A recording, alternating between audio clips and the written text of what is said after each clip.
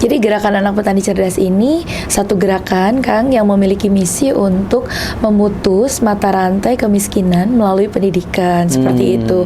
Saya tuh punya cita-cita, Kang, gitu. Saya tuh pengen jadi guru gitu. Guru yang tidak pernah menyia-nyiakan semangat anak didiknya untuk belajar gitu.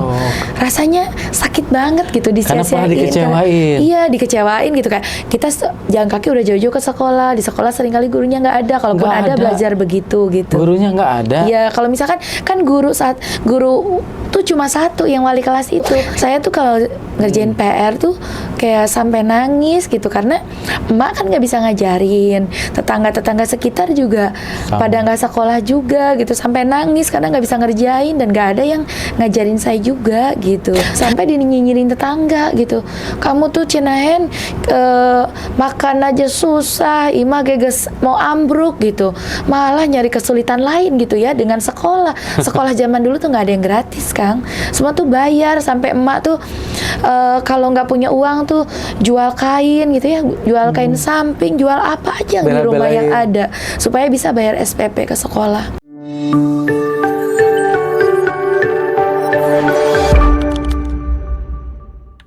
Teh, selamat datang. Oke, terima kasih, Kang. Akhirnya kita bisa podcast di weekend. Setelah mencari jadwal dari kemarin, dari jadwal weekday gak dapat. Jadi sekalian lah weekend ini kita podcast ya. Makasih Teh udah datang ya, bisa dihadir. Sobat Kak Ridwan, Teh ini aktivis pendidikan ya, bisa dibilang seperti itu ya. Siap. Aktivis pendidikan ya, kalau salah ngomong saya. Betul ya? Betul ya. Dan beliau punya gerakan namanya tuh Anak Petani Cerdas ya. Betul ya? Betul. Boleh cerita sih tentang anak petani cerdas, terus kesibukannya Teh itu ngapain aja gitu. Oke.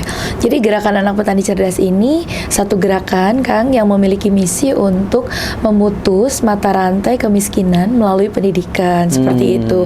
Karena kami tuh percaya gitu ya bahwa pendidikan itu bisa jadi salah satu jalan gitu ya untuk memutus mata rantai kemiskinan. Saya sudah membuktikan, Kang, dari keluarga yang bisa dibilang sangat miskin gitu ya.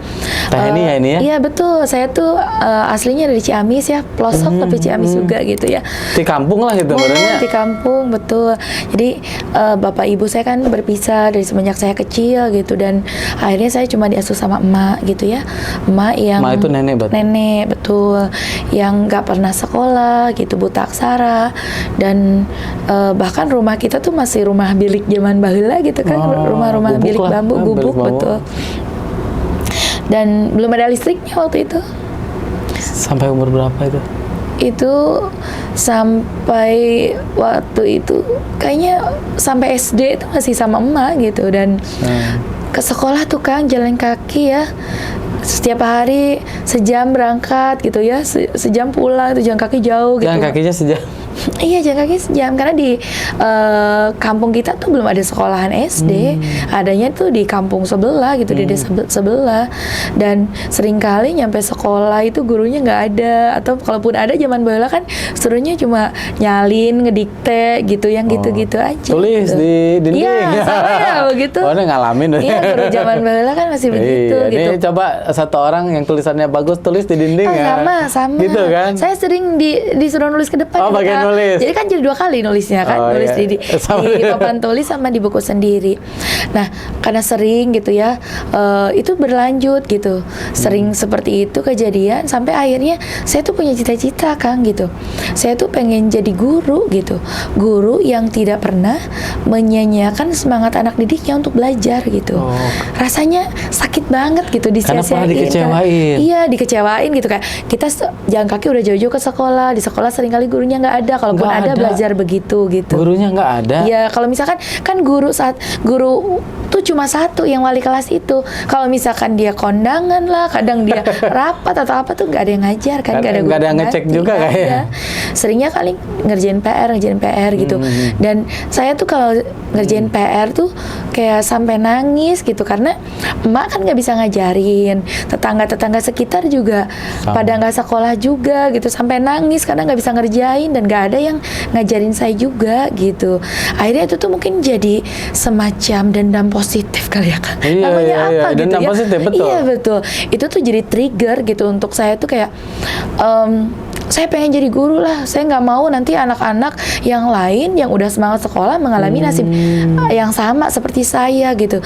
Tapi kan pengen jadi guru dengan story background keluarga yang buat makan aja susah gitu ya, rumah aja reot udah mau ambruk gitu, sampai dinyinyirin tetangga gitu, kamu tuh Cinahen makan aja susah, imah geges mau ambruk gitu, malah nyari kesulitan lain gitu ya dengan sekolah zaman dulu tuh nggak ada yang gratis Kang, semua tuh bayar, sampai emak tuh kalau nggak punya uang tuh jual kain gitu ya, jual kain samping, jual apa aja yang di rumah yang ada supaya bisa bayar SPP ke sekolah.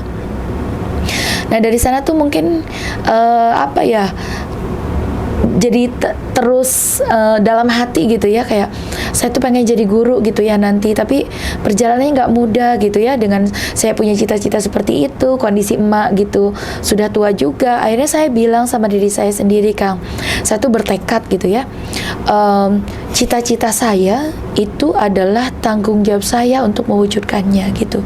Jadi saya bilang sama diri saya sendiri, nanti kalau saya gagal itu bukan karena saya nggak bisa nyalain kondisi gitu, Kang. Itu umur berapa punya pemikiran seperti itu? Itu tuh mulai kelas 6 SD kayaknya mulai.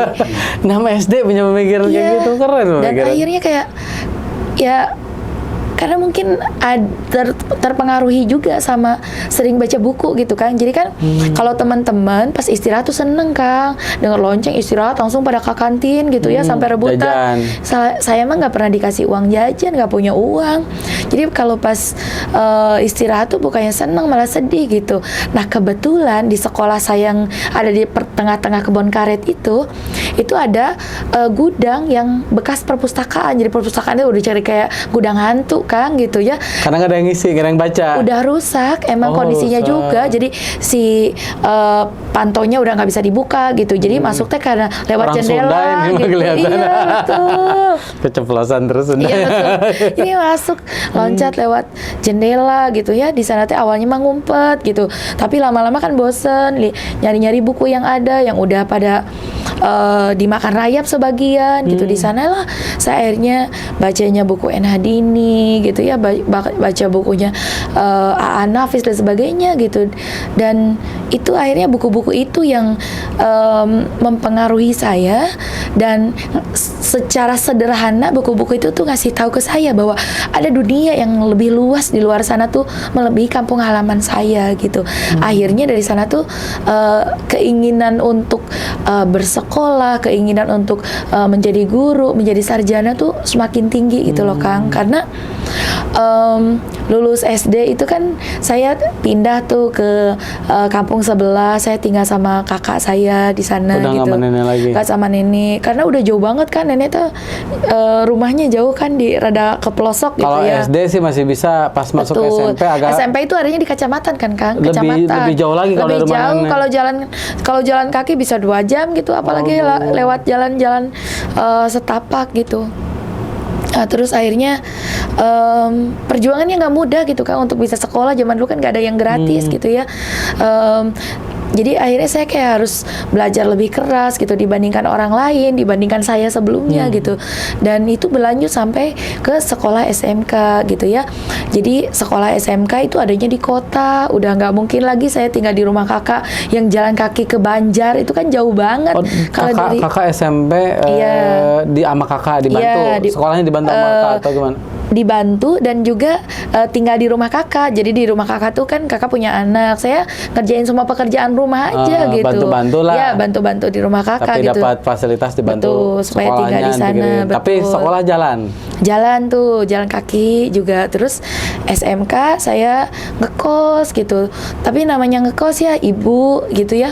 Paling cuma bisa bekelin beras gitu ya dari kampung untuk bisa makan sehari-hari. Saya tuh kayak ada teman punya punya kerudung, misalkan saya bantu jualin gitu. Terus zaman dulu tuh ada warnet kan, jadi kos-kosan saya tuh dekat sama warnet. Jadi kalau misalkan ada tugas gitu, teman saya minta tolong dong ketikin, nanti dikasih dikasih kayak gitu-gitu Kang. Jadi emang dari kecil tuh udah survive sendiri gitu, karena itu tadi bahwa Nyari duit tambahan sendiri nyari ya? duit tambahan sendiri, nyari biaya buat sekolah sendiri, sampai akhirnya saya dapat beasiswa juga kan. Waktu SMP dapat beasiswa dari sekolah. Oh, SMP beasiswa? Iya, cuma ya beasiswanya juga gitu. Beasiswa full. dari pemerintah, tiba-tiba ada, tiba-tiba ngilang gitu. Jadi yang emang nggak bisa diandelin banget gitu. SMK beasiswa juga sama? SMK pernah dapat beasiswa juga, tapi lebih banyak nggak dapat beasiswanya gitu. Oke. Nah, sampai akhirnya ketika lulus SMK itu, saya tuh keinginan untuk bersekolah tinggi, lanjutin kuliah tuh tetap tinggi gitu, Kang. Tapi ya meskipun ada pepatah bilang ada banyak jalan menuju Roma kan, Betul. tapi itu kayaknya pepatahnya belum selesai karena ada juga yang namanya jalan buntu kan gitu. Nah, itu yang saya temui gitu. Ketemu jalan buntu dan saya pengen kuliah gitu, tapi caranya lewat mana itu yang akhirnya ketika saya ngerasa buntu banget, saya tuh keinget sama guru bahasa Mandarin di sekolah saya atau SMK itu. Nah, guru bahasa Mandarin itu cerita dia tuh pernah kerja di luar negeri gitu, dan akhirnya dia ngumpulin uang pulang ke Indonesia dan dia kuliah sambil ngajar di sekolahan saya. Oh, jadi dia itu ngumpulin uangnya waktu di luar negeri aja Iya, ke sekolah? betul. Iya, pernah jadi TKI ke luar Oke. negeri, kumpulin uang, terus akhirnya balik ke Indonesia, kuliah sambil ngajar di sekolahan gitu, di sekolahan saya. Nah, saya tuh kepikiran itu, akhirnya jadi kayak, oh kalau gitu nggak apa-apa deh, saya juga pengen coba jalan itu gitu. Jadi Nah, saat dengan itu jadi merasa udah TKI, mentok lah. udah mentok banget gitu, udah nggak tahu harus kayak gimana gitu. Dan akhirnya saya waktu itu di tahun 2005 ketika saya mau ke luar negeri tuh ada moratorium tuh. Jadi saya pilihannya tuh pengennya tuh ke Taiwan gitu atau ke Korea. Tapi dua negara ini lagi tutup tuh Kang. Akhirnya pilihannya cuma ada di ke Hong Kong atau ke Singapura. Sebenarnya kalau ke Singapura kan saya udah bisa bahasa Inggris lah ya, udah mendingan gak perlu belajar bahasa lain. Tapi gajinya kan lebih rendah ketimbang di Hong Kong gitu. Akhirnya saya milih untuk ke Hong Kong. Dan di Indonesia tuh belajar dulu bahasa Kantonis gitu, belajar juga bahasa Mandarin, kebetulan udah punya basic juga gitu. Dan tekadnya tetap sama Kang gitu ya, bahwa gak apa-apa deh sekarang saya berangkat jadi TKI gitu, tapi pulang saya harus jadi sarjana gitu. Oh. Jadi jadinya TKI di sana? Jadi TKI ya. Terus gimana bisa kuliah di sana? Iya, nyari-nyari informasi Kang. Jadi Kan ini pulang sarjana ya, maksudnya Iya, artinya betul. selama di sana tuh masih kuliah. Sambil jadi TKI sambil kuliah. ya kan secara visanya kerja kan Iya, berarti betul, jatuhnya? bisa kerja. Jadi memang ada kuliah-kuliah yang itu tuh untuk pekerja-pekerja asing yang ada di Hong Kong gitu ya. Jadi misalkan pekerja asing dari Filipina, mereka lebih banyak kuliahnya di jurusan yang nurse, misalkan kayak perawat orang tua, elderly care dan sebagainya gitu. Nah, saya waktu itu ngambil jurusannya. Jadi awalnya saya ngambil diploma 3 dulu di bidang IT. Setelah itu saya Oh, dulu kuliahnya IT dulu di Cina, di Betul. Cina nih. Di Hong Kong. Sorry, di Hong Kong. Betul. Setelah itu saya lanjut S1 ngambil di jurusan Entrepreneur Management gitu. Berarti itu dari D3 melanjutkan lah ya, kayak satu mungkin lebih cepat ya jatuhnya. Tetap karena beda kampus Kang. Jadi Beda jurusan juga Beda kan? jurusan juga. Jadi dari awal lagi gitu. Itu bisa dapat izin dari apa atau bosnya gitu waktu Kalau kerja? majikan saya yang pertama Majikan. itu, aduh Gusti Allah, pokoknya itu semua hal yang majikan saya tuh kayak killer banget gitu. Kayak yang pertama tuh, ketika saya berangkat ke Hong Kong itu apa ya, data-data saya dipasukan sama agensi. Aduh. Biasa kan itu banyak banget kan kasus-kasus seperti itu. Terus mau dituntut si PT yang berangkatin tuh udah nggak ada. Mungkin mereka udah ganti nama, kita nggak tahu gitu ya. Stylenya emang gitu kan? Iya, selalu begitu kan. Terus yang kedua, saya di gajian tuh underpayment. Jadi misalkan di kontrak kerja saya harusnya dibayar 3.500 Hong Kong dollar, tapi saya cuma dibayar setengahnya, cuma misalkan 2.000 Hong Kong dollar. Terus kalau libur kan emang itu sesuai dengan MOU atau kontrak kerja itu kan pekerja asing di Hong Kong itu dapat hak untuk libur sebenarnya ketika akhir pekan dan juga tanggal-tanggal merah gitu.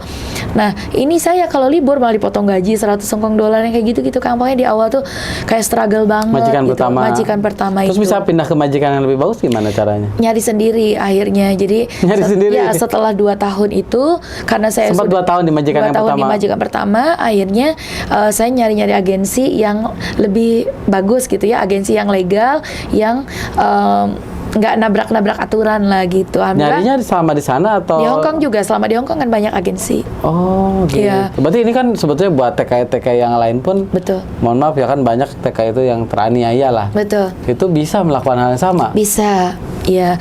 Terus akhirnya saya pindah ke agensi, nyari agensi yang lain. Akhirnya dapat majikan yang baru, dan majikan baru tuh baik banget kan. Sampai sekarang tuh kita masih keep in touch. Jadi di awal tuh saya sampaikan saya Muslim, saya nggak makan daging yang diharamkan gitu. Terus it's okay katanya, nggak ada masalah gitu. Mereka kalau mau makan daging itu mereka nanti keluar ke restoran kayak gitu-gitu Kang. Jadi kebetulan majikan saya yang kedua ini juga berasal dari keluarga yang anaknya banyak banget gitu di Cina, dan majikan saya yang perempuan ini bisa mengubah hidupnya ketika dia tuh bersekolah dapat beasiswa dan kerjanya sampai di Amerika kayak gitu. Oh, jadi punya pengalaman yang sama. Betul. Jadi malah majikan saya tuh kayak nge-support banget. Contohnya misalkan Saya dulu pernah kayak kamu kan? iya betul, dan saya juga bisa berubah hidupnya karena pendidikan. Dia bilang kayak gitu. Nah terus akhirnya majikan saya yang kedua ini, misalkan saya kan harus bayar kuliah, misalkan kan gajian cuma sebulan sekali kan Kang. Tapi misalkan tiba sebelum waktunya gajian saya harus bayar ke kampus, misalkan kan orang Cina tuh paling nggak suka kalau misalkan employee-nya atau pekerjanya tuh kayak ngutang ngutang ke kampus. Bukan ke kampus, kayak ke lembaga-lembaga ini Kang, kayak lembaga-lembaga keuangan kayak pinjol, gitu, pinjol kalau di sini mah ya gitu. Itu paling nggak suka. Jadi dia sejak awal sudah ngasih rules ke saya gitu, kayak kalau kamu butuh uang bilang ke saya, jangan malah pinjam ke orang atau ke lembaga finance di luar, ke fintech lah ya kayak gitu. Betul.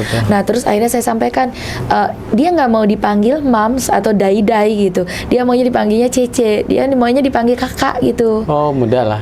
Muda gitu, masih muda dan Kesannya baik adik kakak banget, juga betul. gitu. Terus akhirnya saya bilang, Cece saya harus saya harus bayar ke kampus ini, tagihannya segini, nanti dipotong gaji aja kalau pas gajian gitu. Tapi pas gajian tuh seringnya nggak dipotong Kang.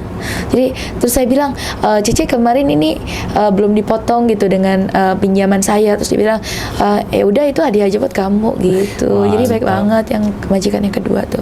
Sampai sekarang masih suka udah mah komunikasi. dikasih waktu ya kan, nggak Betul. gampang untuk mengizinkan orang untuk kuliah Iya, ya. di akhir pekan rata-rata Kang, kalau pas saya libur, tapi biasanya kita ada tugas-tugas yang harus kita storein Beresin dulu. lewat internet. Mungkin kalau di Indonesia dengan cara belajar di kampus dengan hybrid itu setelah COVID ya. Kalau di Hong Kong kan udah biasa seperti itu gitu. Nah, terus sampai selesai kuliah. Sampai selesai kuliah. Berarti berapa tahun kuliah itu di sana? Saya ambil diploma 3 sama S1 itu total 6 tahun. 6 tahun 6 ya. tahun. Sampai akhirnya di 2011 akhir saya pulang ke Indonesia. Itu juga pergolakan batinnya tuh kenceng gitu loh Kak. Gimana? Ya karena saya kan waktu itu kuliah di Hong Kong sambil saya magang juga di salah satu bank yang ada di sana juga gitu. Jadi terus kayak keinginan untuk lanjut bekerja di Hong Kong di sektor formal itu kenceng gitu ya. Kayak terus pilihan yang kedua, majikan saya tuh mereka pindah ke Amerika juga gitu, karena anak saya kan lulus SD tuh mau lanjutin sekolahnya mau di Amerika. Terus majikan saya bilang, Cece kamu mau ikut nggak sama kita gitu ke Amerika kayak gitu. Waduh. Nanti kamu juga bisa nyari peluang untuk lanjutin sekolah di sana. Berarti bimbang ini ya, pergolakan tuh lebih ke bimbang gitu. ya. Terus yang waktu itu juga ada rekan juga yang ngasih info untuk lanjut S2 beasiswa di Korea waktu itu juga ya. Terus akhirnya kayak aduh bingung gitu ya. Tapi kayak ada satu momen di mana ketika wisuda itu saya nelpon emak ya, saya nelpon nenek. Nenek. Nenek tuh udah sepuh banget ya, udah tua banget. Terus waktu itu kita tuh nenek tuh nggak punya HP, Kang. Jadi kalau kalau mau telepon itu nebeng telepon gitu ke tetangga Pak Haji yang punya HP satu-satunya di kampung. Jadi kalau nelpon tuh kita harus bayar gitu nanti. Terus nelpon ke emak, terus bilang, "Mak, alhamdulillah Neng hari ini di wisuda gitu ya, Neng hari ini jadi sarjana gitu." Terus emak saya tuh malah nanya gitu ya, "Neng katanya kalau sarjana teh naon?" Nah, gitu. itu pikiran Wisuda saya. tuh apa gitu. Nggak tahu, Nenek saya kan kan. nggak pernah sekolah gitu ya. Terus waktu itu saya dengan menahan tangis gitu. Kebayang mungkin kan ya, Kang, orang yang selama ini nge-support saya, ngerawat saya dari bayi, orang yang ingin saya bikin dia tuh bahagia, bangga gitu, malah nggak tahu gitu apa yang sedang saya perjuangkan waktu itu. Terus dengan menahan tangis itu saya bilang ke emak, "Mak, kalau Neng jadi sarjana, kalau Neng jadi sarjana, nanti Neng tuh bisa pulang ke kampung, bisa jadi guru gitu ya, bisa ngajar anak-anak di kampung gitu." Karena emak tuh taunya cuma 3, Kang, profesi itu, guru, mantri, itu tukang nyuntik. Kan zaman Jepang ya baheula gitu, zaman dulu. Sama yang ketiga tuh insinyur. Karena waktu zaman penjajahan Jepang tuh ada insinyur-insinyur yang ngajarin ngolah singkong, jadi apa tuh Oh, taunya insinyur. profesi yang sukses tuh itu. Taunya profesi itu cuma 3 aja gitu. Jadi saya udah jadi guru nih. Terus saya bilang ke emak gitu, "Mak, kalau Neng udah sarjana nanti emak Neng bisa jadi guru, ngajar anak-anak di kampung gitu." Terus emak bilang, "Ya alhamdulillah atuh Neng," gitu. Ya, terus pertanyaan emak berikutnya tuh yang bikin saya tuh kayak, oh ini waktunya mungkin gitu ya. Itu jadi calling buat saya gitu, kayak emak tuh nanya, "Terus Neng kapan pulang?" Katanya, "Nanti emak keburu nggak ada," katanya gitu. Saya kayak dari sana tuh akhirnya semua kebimbangan tuh ambiar aja gitu kan, kayak oh iya ini waktunya saya pulang ke Indonesia untuk bukan hanya mengabdi untuk Indonesia gitu, tapi untuk pulang ke emak gitu kan, kayak ini tuh mungkin waktu saya dan emak tuh nggak akan lama lagi gitu. Emak tuh kan Udah usia berapa saat itu? 80-an Kang, kayak udah tua gitu. 80. Terus akhirnya terus emak teh bilang kayak yang alhamdulillah seneng banget emak seneng banget Neng, emak doain ya mudah-mudahan nanti Neng pulang cepet ketemu jodoh nikah sama insinyur. Alhamdulillah suami saya insinyur lulusan IPB gitu. Wah, satu alma mater sama saya dong. Iya tuh. Gitu. Jadi prosesnya seperti itu Kang, sampai akhirnya ya sudah selesai wisuda, akhirnya saya pulang ke Indonesia gitu. Dan pulang ke kampung itu kalau orang lain mungkin bawa barang-barang branded, bawa segala macam gitu ya, namanya di Hong Kong gitu ya. Kalau saya tuh ketika di Hong Kong punya uang, belinya buku gitu. Kebetulan waktu saya di Hong Kong kan jadi penulis, jadi kontributor juga untuk beberapa koran sama majalah gitu Itu ya. bahasanya bahasa sana dong? Bahasa Indonesia, jadi koran berbahasa Indonesia yang ada koran berbahasa Indonesia gitu di ya. Hong Kong? Iya, untuk teman-teman TKI itu ada koran-koran berbahasa Indonesia. Saya juga nulis untuk media-media yang ada di Indonesia, misalkan Jawa Post dan sebagainya gitu ya. Sering nulis resensi, puisi. Selama dan di sebagainya. sana, selama di Hong Kong? Selama di Hong Kong. Nulis betul. untuk Jawa Post? Iya, nulis juga gitu, sering ngirimin gitu ke Indonesia. Saya nulis buku juga Kang, ada sekitar 17 buku gitu ya. Wih, banyak. Iya, dan salah satu yang paling ini tuh Suka nulis nih. betul ya, salah satu yang paling dikenal itu yang akhirnya mengantarkan saya menjadi duta sastra, mewakili teman-teman TKI itu ke ada Ubud Writers and Reader Festival di Bali waktu itu. Jadi saya mungkin termasuk satu-satunya TKI yang pernah lolos ke sana, ke Wih, event mantap. internasional itu gitu ya. TKI ini kan. TKI, betul. Jadi kebanggaan kan sekarang. Betul, alhamdulillah. Dan bukan jadi oh nih gua malu jadi TKI. Enggak kan, ini satu proses ya. betul. Dan judul bukunya Surat Berdarah untuk Presiden, sudah diterjemahkan ke bahasa Indonesia, ke bahasa Inggris dan juga bahasa Jerman, dan distribusikan ke berbagai universitas di luar negeri juga seperti itu. Mantap. Jadi emang saya senangnya baca buku Kang. Jadi pulang dari Hong Kong bawa lebih dari 3.000 buku. Akhirnya buka perpustakaan di rumah emak yang dulunya Di udah pelosok? Iya, di pelosok di Buka Ciamis. perpustakaan? Buka perpustakaan yang dulunya rumah udah reot.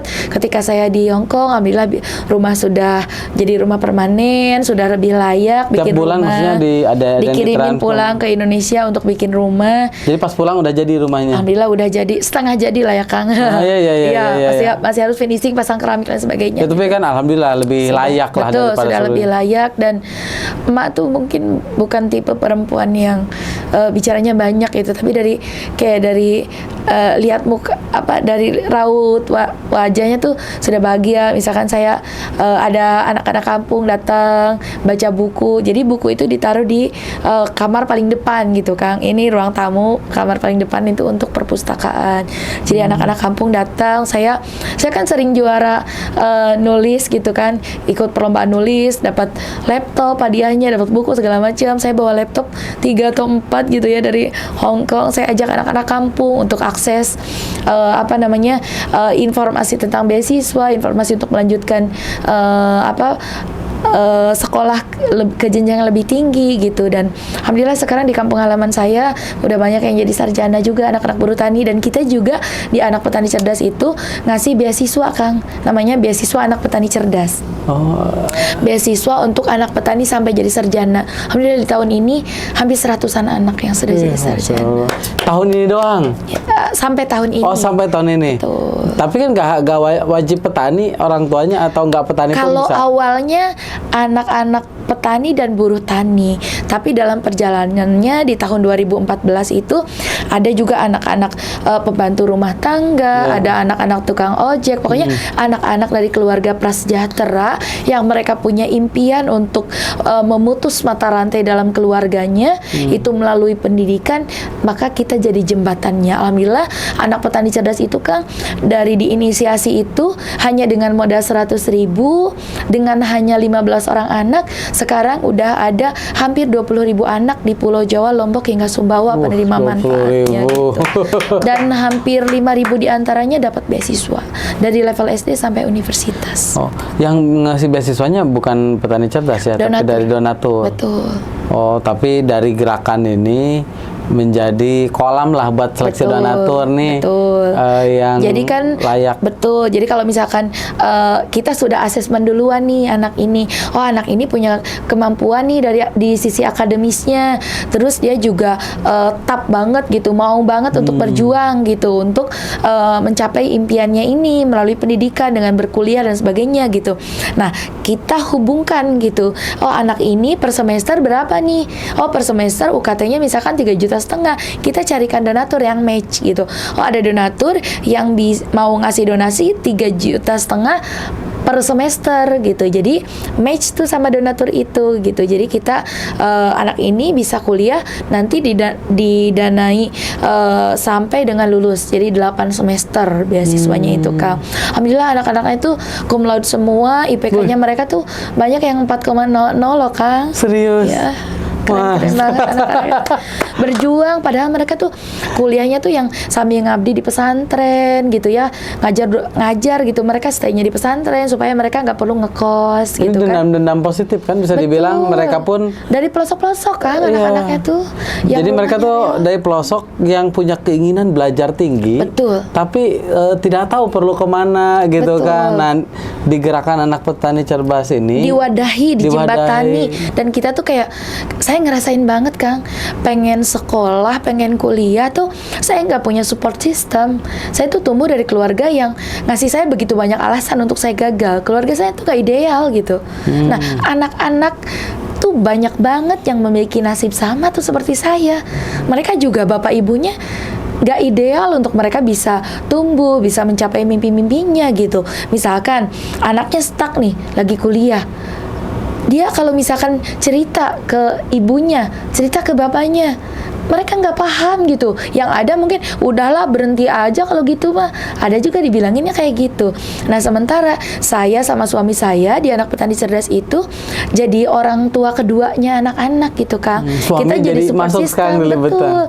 Suami saya tuh relawan pertama Petani Cerdas gitu ya. Bentar, relawan pertama. Betul. Siapa yang jatuh cinta duluan nih?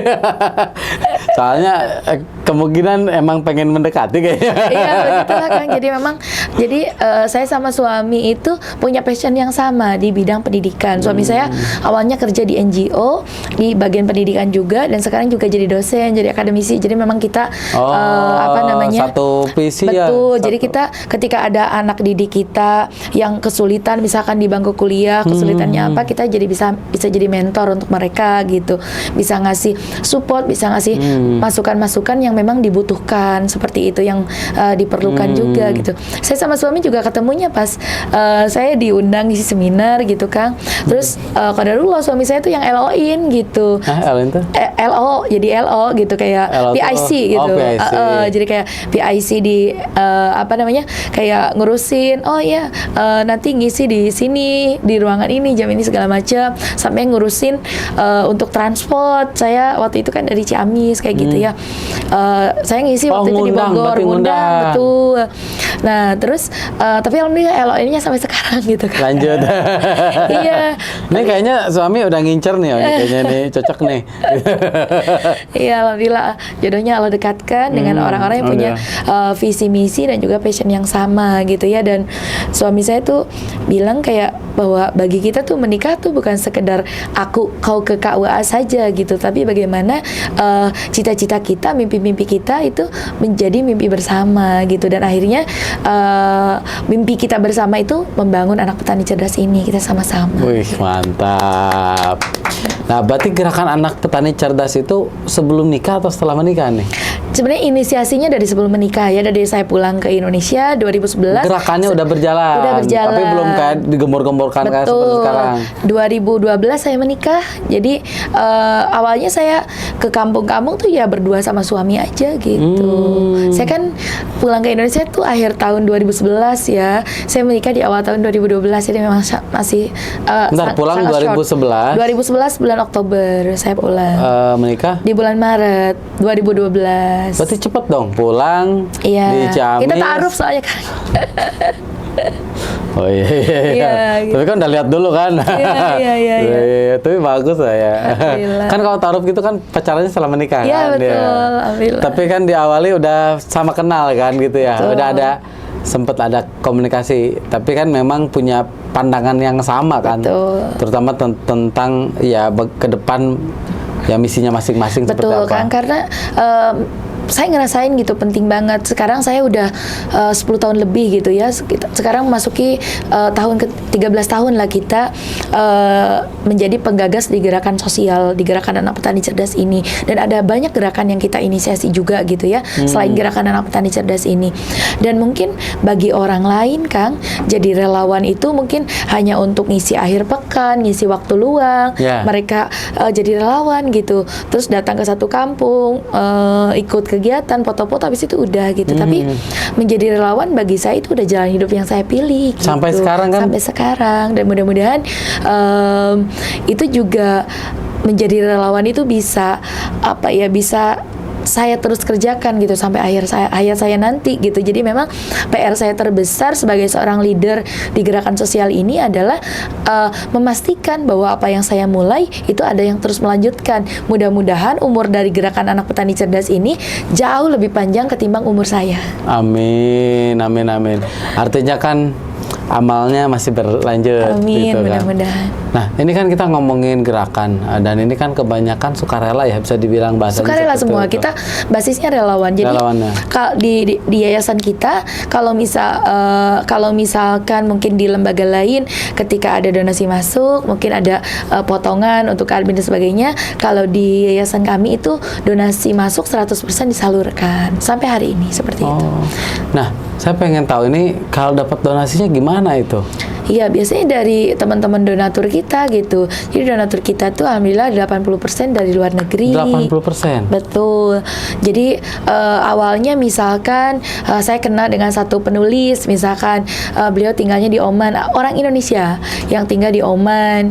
Nah, setelah itu beliau juga donasi ke kami dan fit gitu, ngerasa kayak ini lembaga ini trusted nih gitu, ini bisa dipercaya gitu. Akhirnya ketika beliau itu sudah klik dengan lembaga kita, dengan gerakan kita, akhirnya ngajaklah teman-temannya juga gitu. Dan itu polanya sama Kang, dari yang di Timur Tengah gitu. Timur Tengah tuh dari Oman, Abu Dhabi, Dubai, Kuwait, sampai ke pokoknya di negara-negara di Timur Tengah sampai ke Tunisia itu ada donatur kita. Terus misalkan yang di Jerman juga sama, yang di Swedia, Finlandia gitu. Itu juga polanya sama. Itu yang pertama, yang mereka tuh ekspatriat di luar negeri. Oh, kayak orang gitu. Indonesia Orang sebenarnya. Indonesia.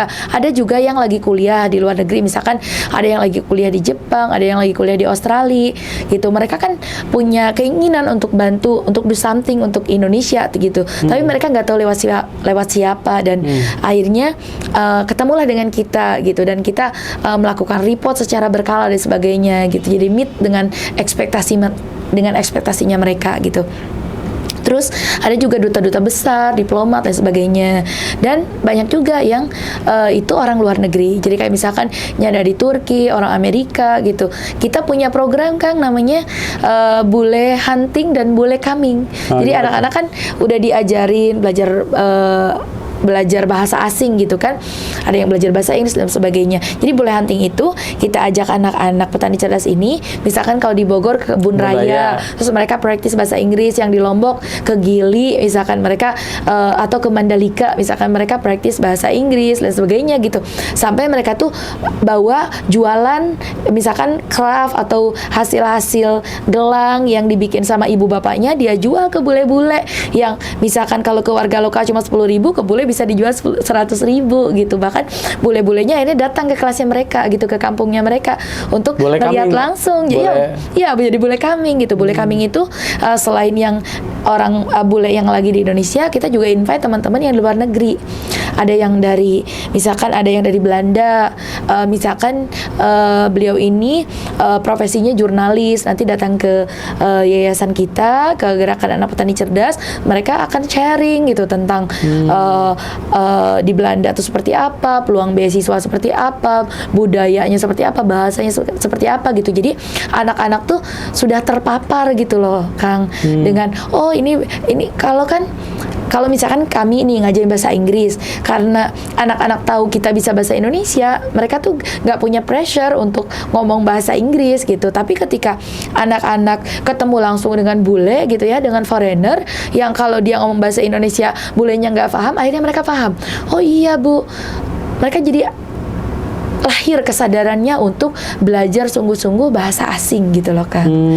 Jadi memang kesadaran untuk mereka paham bahwa belajar bahasa asing itu penting tuh memang harus ditumbuhkan dengan cara-cara seperti itu, dengan experiential learning seperti itu. Jadi kan. eksperimental ketemu bule, Betul. ditugasin lah ya. Iya, betul. Terus mereka baru sadar, oh Iya. gua gak lancar. Betul. Pulang ke rumah belajar Iya. lagi. Dan biasanya kita bikin jadi kelompok-kelompok kecil, setiap kelompok didampingin oleh mahasiswa tadi, relawan-relawan kita. Anak kecilnya umur berapa aja itu? Dari preschool sampai SMA. Dari preschool sampai Iya, SMA digabung ada. gitu, di mix. Iya, di mix, berkelompok gitu. Jadi Terserah deh mixed pokoknya learning cari gitu. bule gitu, ajak ngepraktis. Ada guide-nya, ada mahasiswanya. Jadi anak-anak ini udah diajarin juga do sama don't-nya apa gitu. Kalau misalkan Role-nya lah, aturannya. iya betul. Kalau ke bule itu jangan nanya kamu udah menikah belum, Iya. agama kamu apa, Nggak nanya kayak boleh, gitu-gitu hal-hal tuh. yang itu nggak Hal-hal boleh. yang sifatnya Sensitif. privasi dan sensitif tuh kita udah kasih tahu ke Mereka kan orang anak-anak. bule lebih privasi, gak mau ditanya kan Betul, biasanya. apalagi kita baru kenal gitu. Betul, Jadi betul. yang ditanya what's your favorite food gitu ya, gitu-gitu kan gitu. Jadi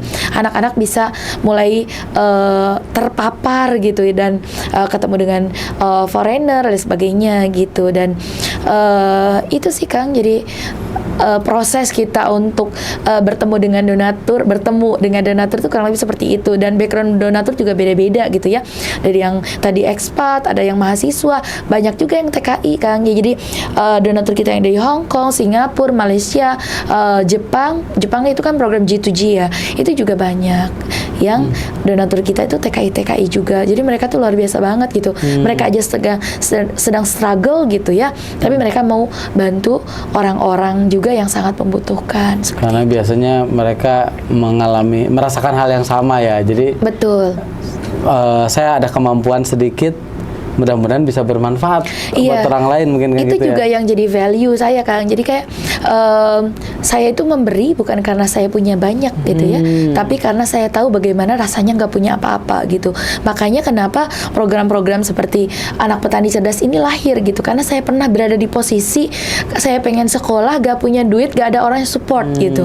Jadi akhirnya gerakan ini, jadi program-program yang lahir itu rata-rata tuh kayak karena berdasarkan experience saya secara pribadi gitu, dan akhirnya itu jadi misi lembaga kita di Gerakan Anak Petani Cerdas yang secara secara legal berada di bawah Yayasan Naungan Empowering Indonesia Foundation atau Empower ID Foundation, yang misinya adalah untuk empowering community, ending poverty gitu. Jadi program unggulan kita itu ada di program pendidikan dan juga pemberdayaan masyarakat, seperti itu kan.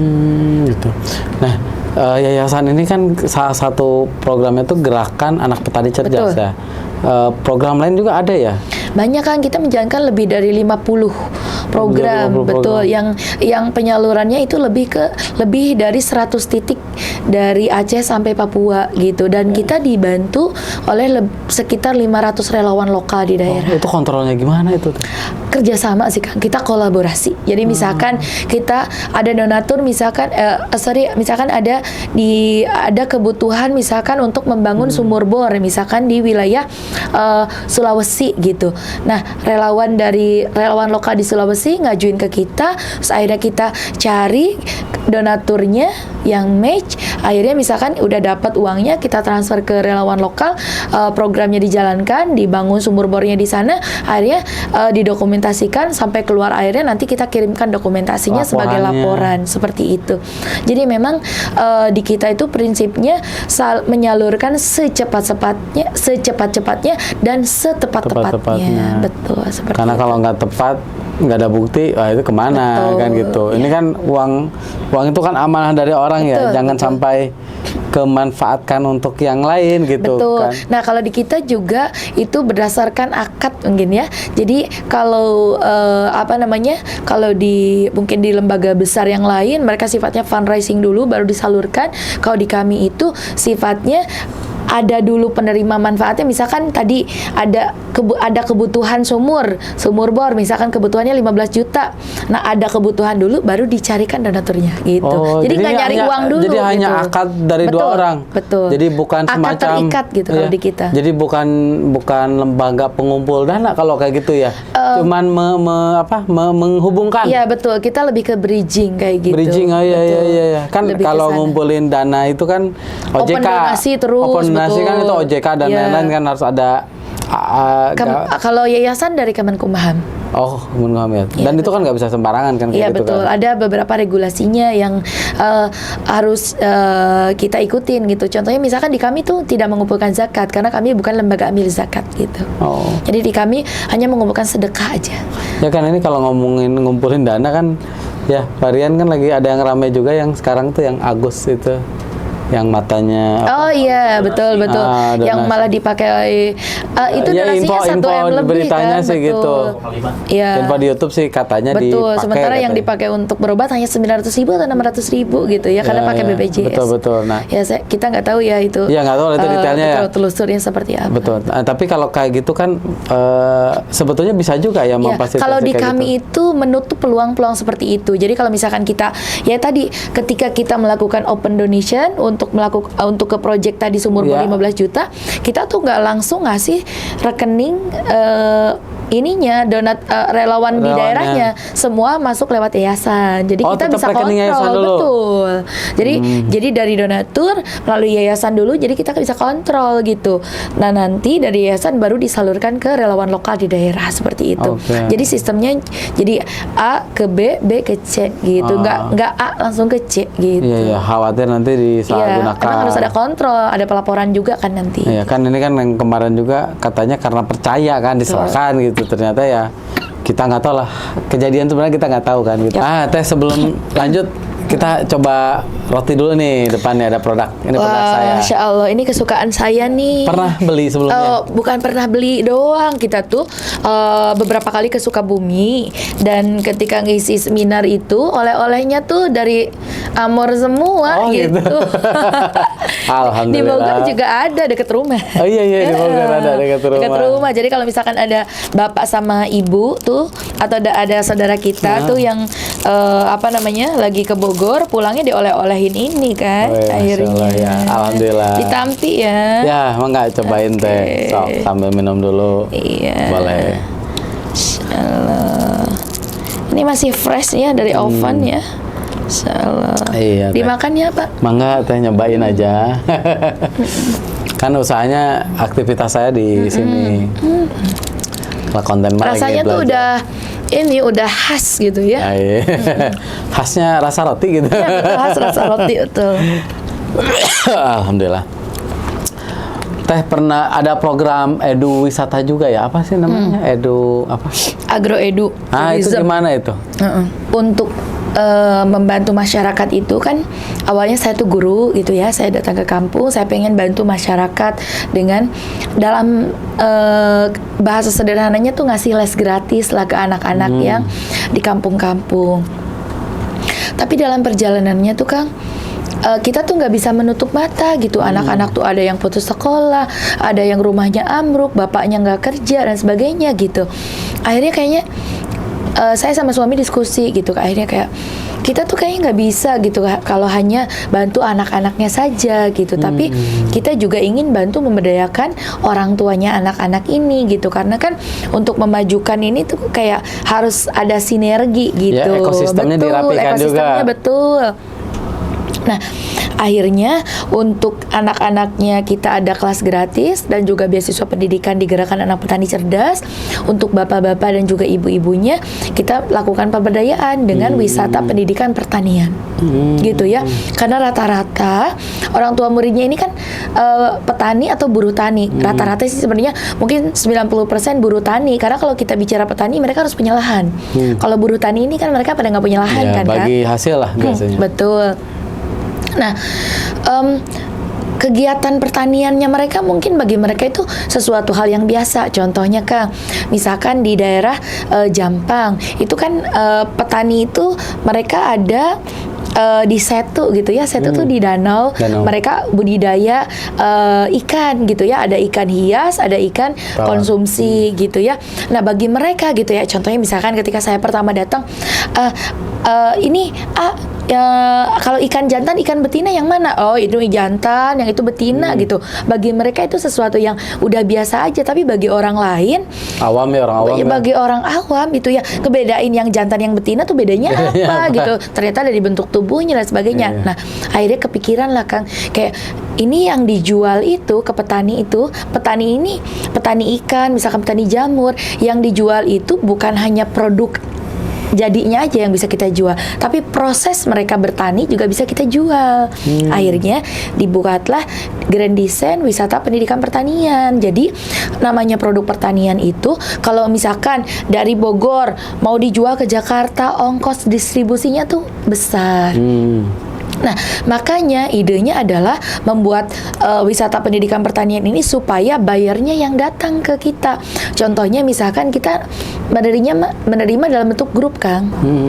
Misalkan satu grup anak sekolahan atau satu grup pensiunan, misalkan satu grup ada 100 orang. Dari 100 orang, satu orang bayar 100.000. Nah, 100.000 udah dapat berapa, Kang? Udah dapat 10 juta tuh. Itu dari jam 8 pagi sampai jam 12 siang. Cuma 4 jam. Petani untuk dapat 10 juta belum tentu dalam 1 bulan mereka dapat. Mungkin kerja dalam 1 tahun juga belum tentu mereka dapat 10 juta. Nah, dengan 10 juta ini nanti kita bagi-bagi. Misalkan 10 juta dari satu orang yang datang 100.000, ini nanti akan dapat apa aja? Misalkan dapat 2 pelatihan, pelatihan budidaya jamur dan pelatihan budidaya ikan hias. Misalkan ini kita ajarin ikan hiasnya apa? Banyak, Kang, di sana mah segala macam kan, di pasar Parung mah ini ya. Oh, saya kan ini segala jenis ada, dari koi, budidaya koki. perairan saya, sarjana perikanan Oh, tadi. Masya Allah. Iya, ikan Oke. koki gitu ya, Ah. ikan koi dan sebagainya tuh banyak banget, sampai gurame Padang juga ada. Sampai ke cupang juga banyak Kang gitu ya. Iya, banyak. Nah terus dari sana nanti misalkan dapat dua pelatihan, nanti ada yang kunjungan ke lapangan, tapi juga kita hire atau memberdayakan mahasiswa Kang yang di bidang perikanan atau di bidang pertanian. Mahasiswa senang banget Kang, dalam durasi 4 jam ini mereka bisa dapat makan, terus satu hari misalkan dapat 200.000, kan udah lumayan itu Kang. Nggak Dapat perlu pengalaman juga dia, kan? Betul, dapat pengalaman, portofolio dapat bagus gitu ya, dapat pengalaman juga. Terus selain itu petaninya juga seneng Kang, karena misalkan sharing ke petaninya, misalkan per orang 15.000, kali 100 udah dapat 1,5 juta. Itu uang yang besar Kang, dan itu belum mereka menghitung jual produk, karena ketika orang datang untuk oleh-oleh nanti beda lagi. Ya, Jadi ada jual charge indukan lagi, beda betul. lagi, bibit beda lagi kan. Betul. Terus ibu-ibunya juga diberdayakan Kang. Karena apa? Kita ketika ada orang datang, kita pesan welcome drink, kita pesan makan siang, iya kan? Ini di mana lokasinya kalau ada ini? Ada yang di daerah Jampang, di daerah Jampang. Parung, Bogor. Oh, Jampang Bogor. Betul. Awalnya di sana aja, terus sekarang di Cimande juga ada gitu. Kita sistemnya tuh kalau sekarang tuh lebih ke kebun komunitas sih kita. Jadi kita memberdayakan petani-petani di satu lahan yang itu kebunnya milik komunitas gitu. Karena sekarang itu mungkin Bogor tuh termasuk kabupaten dengan alih fungsi lahan tertinggi ya Kang di Jawa Barat. Karena lahan yang misalkan 3 tahun lalu kita lewat itu masih sawah, sekarang udah jadi ruko, kalau nggak jadi villa. Oh, habis ya. Habis Kang, habis. Pagi jalan tol kan masuk tuh lebih Betul, cepat. kita kan udah deket tuh ke jalan tol gitu ya. Jadi seperti itu. Jadi seperti itu Kang. Jadi alhamdulillah dengan proses seperti itu yang diberdayakan, jadi sekampung anak-anak kita berdayakan melalui pendidikan dan juga beasiswa, ibu-ibunya melalui itu, bahkan mereka bisa nyiapin oleh-oleh, misalkan mereka punya bikin anyaman lah, bikin apa itu bisa dijual sekaligus. Nanti kan ketika ada orang datang mereka akan beli kayak gitu ya. Termasuk ketika petani, mereka bukan hanya ngajarin tapi juga produk-produknya mereka juga bisa dijual seperti itu. Iya. Jadi Kan yang sana beli kan. Betul. Dah kayak jadi pengunjung di kita itu Kang bukan hanya dari dalam negeri aja gitu, dari Indonesia, tapi juga ada pengunjung-pengunjung dari luar negeri gitu. Jadi anak-anak itu bisa praktis juga bahasa Inggris kayak Betul. gitu. Selain bahasa Inggris juga misalkan banyak juga tuh, ada yang dari Korea, dari Belanda, dari Jepang gitu.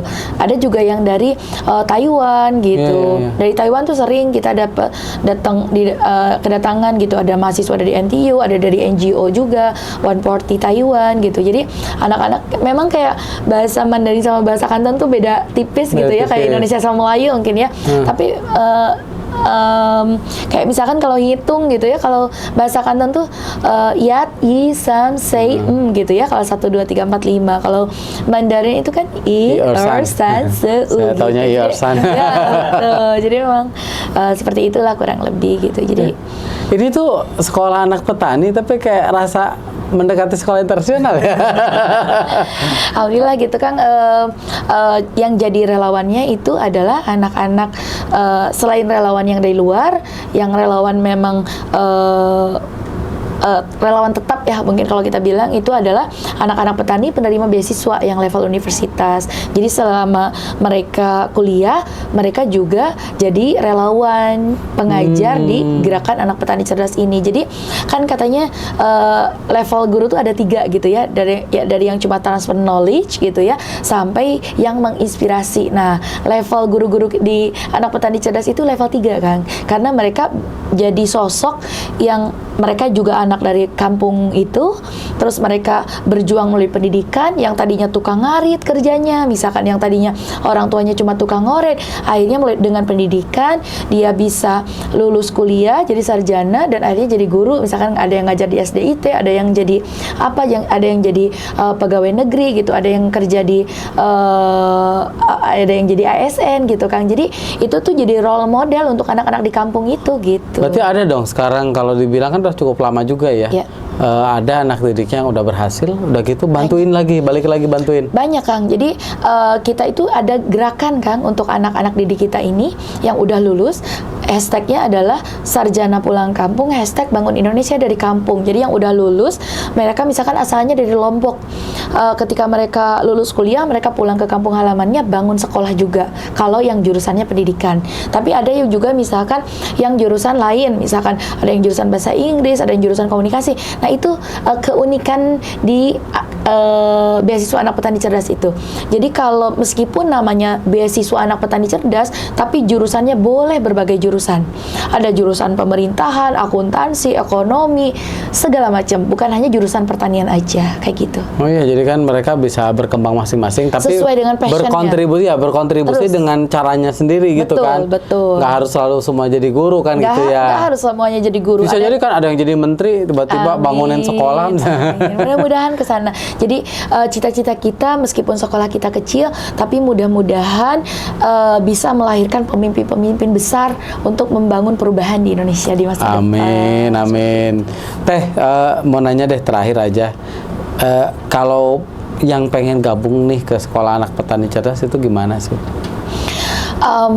Di kita itu ada banyak peluang gitu ya untuk bisa teman-teman itu berkontribusi. Yang pertama bisa jadi donatur tentunya. Jadi donatur untuk program-program, terutama program pendidikan, karena kita masih butuh banyak banget di Indonesia yang baru kita rangkul melalui anak petani cerdas mungkin baru sekitar 18.000, 20.000 anak. Sementara di Indonesia itu ada jutaan anak yang dari keluarga prasejahtera yang mereka punya impian tinggi tapi nggak tahu harus bagaimana dan harus kemana kayak gitu ya. Jadi kita masih butuh banget support gitu ya, karena kita tuh percaya Kang gitu ya, bahwa untuk membantu orang banyak kita tuh butuh banyak orang. Kita nggak bisa sendirian. Collab. Betul, bisa collab, bisa jadi donatur. Yang kedua bisa jadi relawan. Nah, Relawan kita donatur, betul. relawan, okay. Relawan itu di kita ada relawan tetap yang tadi anak-anak dari berbagai pelosok daerah yang penerima beasiswa. Ada juga relawan profesional kalau kita bilang. Contohnya misalkan dokter bisa datang ke kita, selain misalkan sharing tentang profesi jadi dokter, dari sekolahnya gimana, pekerjaannya seperti apa di masa depan tuh seperti apa mungkin ada anak-anak yang pengen jadi dokter gitu. Nah, misalkan dokter ini juga mereka ada yang melakukan pemeriksaan gratis ke anak-anak, meriksa gigi, meriksa mata, ngasih kacamata dan sebagainya gitu kan. Jadi ada banyak sekali peluang di gerakan anak petani cerdas itu untuk orang-orang tuh berkontribusi, termasuk bahkan untuk misalkan di rumahnya punya banyak buku udah nggak dibaca nih sama anaknya, boleh banget dikirimin ke kita. Jadi salah satu program unggulan kita selain beasiswa anak petani cerdas, sekolah gratis anak petani cerdas yang ada PKBM dan sebagainya, dan kita juga di tahun depan, di tahun ajaran baru nanti kita ada sekolah yang formal namanya Empowering Indonesia School. Kan katanya kalau setiap dari kita gitu ya bisa make a difference, tapi together we make a change gitu. Jadi kita sama-sama untuk membangun perubahan atau membuat perubahan melalui pendidikan. Betul. Seperti itu. Dan salah satu program unggulan kita yang lain adalah kita punya perpustakaan, Kang. Jadi kita punya perpustakaan komunitas anak petani cerdas, di mana saat ini kita sudah mendistribusikan lebih dari 200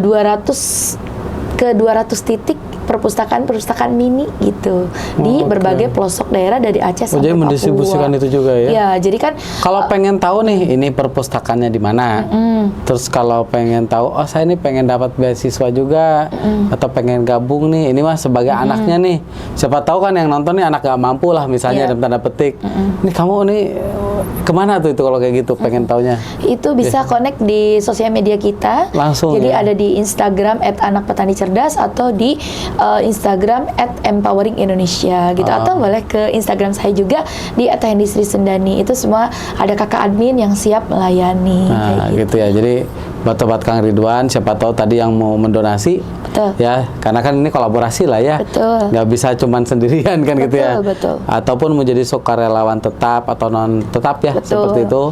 Kemudian atau mau jadi anak didik kan gitu ya. Bisa menghubungi tadi ya Instagram. Oke, di Instagram kita di @hendisrisendani Anak Petani Cerdas atau di @empoweringindonesia. Oke, siap.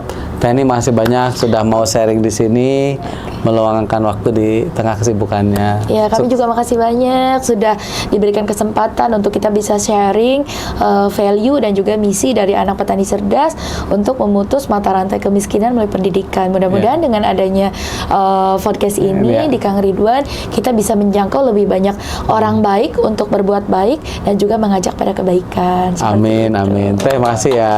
Terima kasih ya, Terun.